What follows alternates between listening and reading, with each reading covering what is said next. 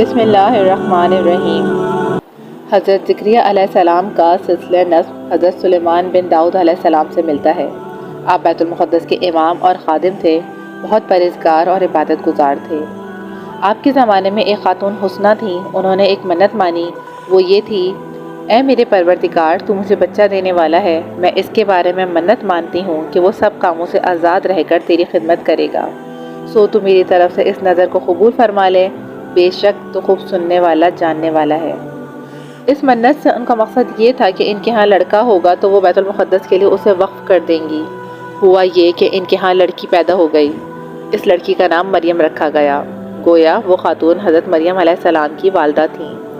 اب چونکہ نظر مان چکی تھیں، اس لیے اسے پورا کرنے کے لیے جب انہیں بیت المقدس کی خدمت کے لیے دینا چاہا تو وہاں کے سب خادموں نے انہیں لینے کی خواہش کا اظہار کیا۔ اس خواہش نے آپس میں مقابلے بازی کی صورت اختیار کر لی۔ آخر نوبت یہاں تک پہنچی کہ قرآن دازی کا فیصلہ کیا گیا۔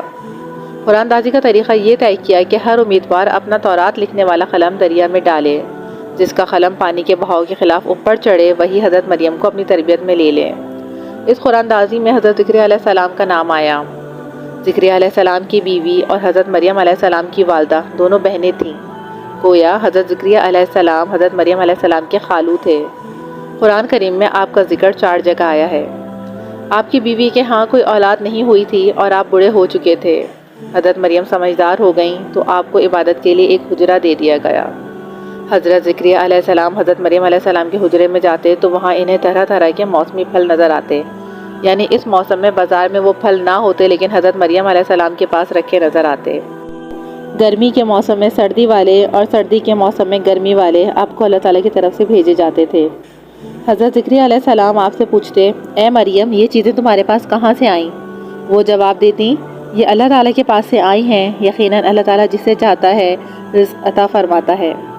حضرت زکریہ علیہ السلام کو زیادہ فکر اس بات کی تھی کہ آپ کے ہاں اولاد نہیں تھی، اور آپ کے عزیزوں میں کوئی اس بات کا اہل نہیں تھا کہ بنی اسرائیل کی اصلاح کرتا رہے، اس لیے آپ نے اللہ تعالیٰ سے دعا کی: میرے پروردگار، مجھے اپنی بارگاہ سے نیک اولاد عطا فرما، بے شک تو دعا سننے والا ہے۔ زکریہ علیہ السلام بہت بوڑھے ہو چکے تھے، عمر 90 سال کے قریب تھی، بیوی بانجھ تھیں۔ بس حضرت مریم کی برکات دے کر آپ کو بھی اولاد کے لیے دعا کرنے کا خیال آ گیا کہ جو خدا مریم کے لیے بے موسمی پھل دے سکتا ہے وہ میری بھی دعا قبول کر سکتا ہے۔ آپ کا دعا کرنا تھا کہ اللہ تعالیٰ نے قبول کر لی۔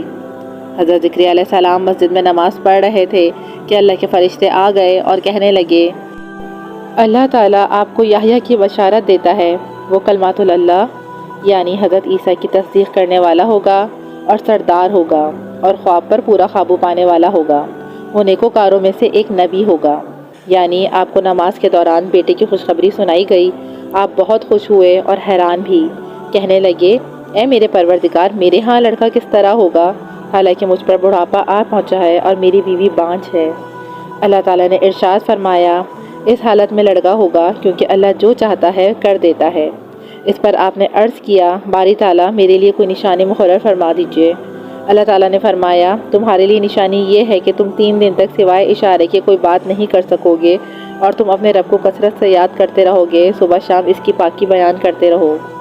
چنانچہ جب وہ وقت آیا، آپ کی زبان بات چیت کرنے سے رک گئی، اور عبادت خانے سے باہر نکل کر لوگوں کو اشارے سے سمجھایا کہ صبح شام اللہ کو یاد کرو، نمازیں پڑھو، تسبیح کرو۔ آخر اللہ نے وہ دن دکھایا کہ حضرت یحییٰ علیہ السلام پیدا ہوئے اور حضرت زکریہ علیہ السلام کی مراد پوری ہوئی۔ قوم کو تبلیغ کرتے ہوئے آپ فرمایا کرتے تھے: میں تم سے اس تبلیغ پر کچھ مال طلب نہیں کرتا، میرا اجر تو بس اللہ تعالیٰ کے ذمے ہے۔ آپ بڑھائی کا کام کیا کرتے تھے۔